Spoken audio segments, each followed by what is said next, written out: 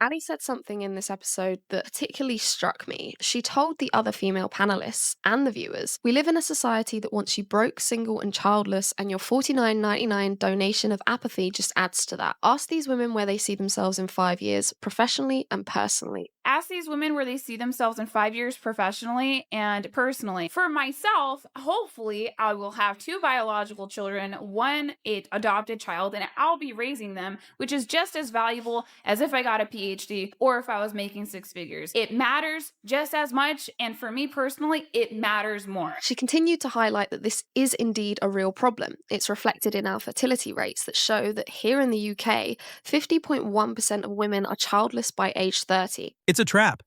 They do want you broke and childless. They're buying shares in cat food and wine companies, and that's no joke. Most women are unhappy and blame men for their unhappiness. We are responsible for our own happiness. Have you heard about Morgan Stanley study that about 40% of women will be single by 2030? It's crazy. Well, I did some research and I wanted to share some of the reasons why this might be the case. Let me break it down for you. You'll see one article that says single childless women are the most happy demographic. And then 2 months later, there'll be another one. Single childless women are more miserable than ever. It's always this back and forth. It's like these conflicting messages. And the reason why it's so confusing and conflicting is because happiness is an emotion. And happiness is the one we focus on the most because we think we have this idea that we can just, if we could just find this perfect balance of like self-help books and healing and therapy and all this other stuff, that we're going to find some permanent solution to living a permanently 100% content life. And the fact of the matter is that the human condition is defined by discontent, not by content. And that's a good thing. That's a feature, not a bug. Because God forbid, because if we were all content all the time, we would not grow. We wouldn't want more. We wouldn't build more. We wouldn't do more. If you expect someone to make you happy, then I guess you will never be happy. I'm drunk, but it's my birthday and I just felt like I needed to get that out there. Don't fucking have kids. I love you so much and do what's best for you. Don't have kids. That one is coping hard. It's sad. Drunk TikToking on your birthday about not having kids. When you can't even celebrate with happiness on your birthday, indicates she just accomplished another year of regretting poor choices. Who has 3/4 of the debt?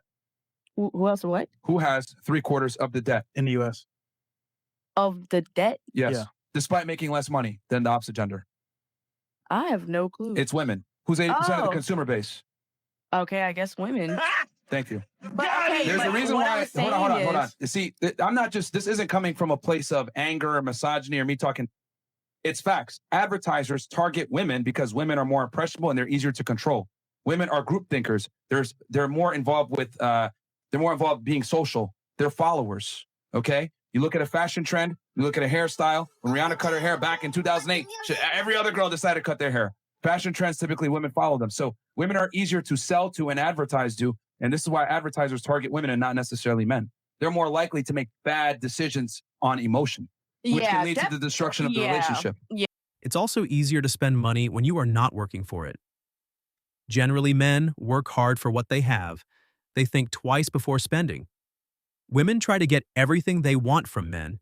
Every girl's walking through life thinking they're going to win the lottery and date this top 1% man. He has to be over 6 foot. He has to make over 70K. He has to be attractive. He has to be what? You kind of but see, this is here. Wait. This is the problem. That sounds nice. It sounds nice and it's possible, but it's not probable. It's probably not going to happen. Not for every woman. So I'll tell you another stat. Okay, so big banks are investing in things like cat food, wine, because 50% of women are projected to be single and childless over 30. So that means all the girls in this room, half of us will never have kids. And it's also like if you don't get married by 35, your odds of getting married and having a long, stable relationship ever, it's very low. If you're not familiar with these guys and gals, of course, they're more conservative, right-leaning hosts, and they like to bring on people with different mindsets or ideals and ideas and discuss those, and it usually ends up in hilarious. It's true. Women's expectations have gone beyond reason today. And that is why more and more men have left the idea of ever dating or marrying a typical modern woman. Guys, 45% of women will be single and not want children by the year 2030. What the hell is going on? The article blames people getting busy with their careers, but I don't really buy that. What do you guys think? More to do with men sick of being blamed for everything and how women have been treating them over the last 20 years. just not worth the hassle. Here's an inside look at the life of a single, childless woman. I'm a single child-free woman. Of course my apartment's always clean and spotless. I'm a single child-free woman. Of course I blow all my paycheck on designer handbags and skincare. Does this Temu bag look real to you, or does it look like a dupe? Oh, the zipper fell off my Temu bag. I'm a single child-free woman. Of course I get to go on luxurious and lavish vacations. Let's see how much the IRS took out of my tax return this year. Oh, looks like I'm not going on vacation again this year either. I think we just figured out how and why this is a single, child-free woman. She can't even take care of herself. How is she going to take care of a child? Whenever you hear of pregnancy nowadays, it seems like it's such a bad thing and you're losing all of your freedom. It's never actually a good thing. And I know that from personal experience from when I've had friends who have perhaps had a pregnancy scare. You know, even the wording, it's described as a pregnancy scare. No one is ever happy that a new life is entering the planet. It's just constantly demonized and people are really scared of it. No one sees it as a beautiful thing anymore, which I think is really sad. It's called a pregnancy scare because they can't figure out who the father is. Result of high body counts. Them all the time. You know, the first lie is there's nothing more important than your career, more or less by definition. So that's the first lie. The second lie is there will be nothing more important to you in your life than your career. So that's the second lie. And then the third lie is there should be nothing more important in your life than your career. So that's the third lie. And then implicit in that is the idea that children are a burden, and that the idea that women should have children is part of the oppressive patriarchy and should be resisted. And who are men to tell me what I can do with my body? And hey, fair enough. And et cetera, et cetera. And I've also watched what happens to women who hit 29 or 30 and then can't conceive. And that is not a fate I would wish on anyone. It's awful. And 30% of couples fall into that. 30% of couples have difficulty conceiving. It's a lot. And the probability. Modern women are literally driven to make bad choices for everyone. I'm not going to chase you. I'm not going to sit here and prove my worth. I'm not going to try to manipulate you to believe that I'm better than anybody else. I know that I am. I know that I'm the prize. And it's not in an egotistical way. It's just, I know what I've been through, I know what I've healed, and I know what my value is. If you come into my life, that's a blessing. If I allow you the opportunity to see parts of me that I don't show everybody, that's a blessing. If I want you to be a part of my life, it's for a reason. I don't just sit here and talk to anybody. I don't waste my time because my time is precious. If you are of value to me, I would hope to be of value to you. And if not, just let me know. And we don't have to waste each other's time. If they were the prize, they wouldn't seek out the top 5% of men.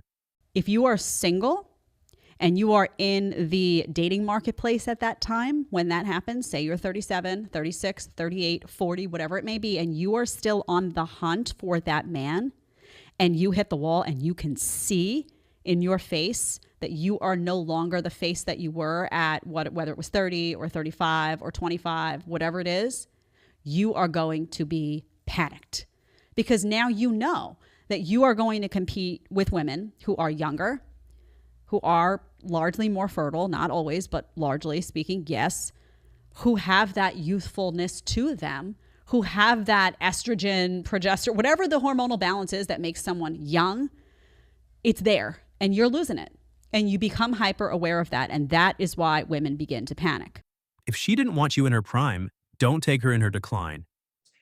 50% of women 30 and under are now childless in the West. 50%. And half of them will never have a child. And 90% of them will regret it. You know, by the time you're 30, you're already a geriatric mother. And if you're single and 30 and childless, you have a lot of problems to solve in a very short period of time. And then you also got to ask yourself, well, what's your life going to be like if you're partnerless and childless from your 30s going forward? The report shows that by 2030, 45% of working women ages 25 to 45 by 2030 will be non-married, no kids, single. If you think that you're going to be 45 years old, no kids, not married, and that you're going to genuinely be fulfilled in life because you made money, best of luck to you, honey. Women 45 never married, no kids? Just keep walking, men. They got baggage, but you got your own. Keep walking. Thanks for watching Male Imperium.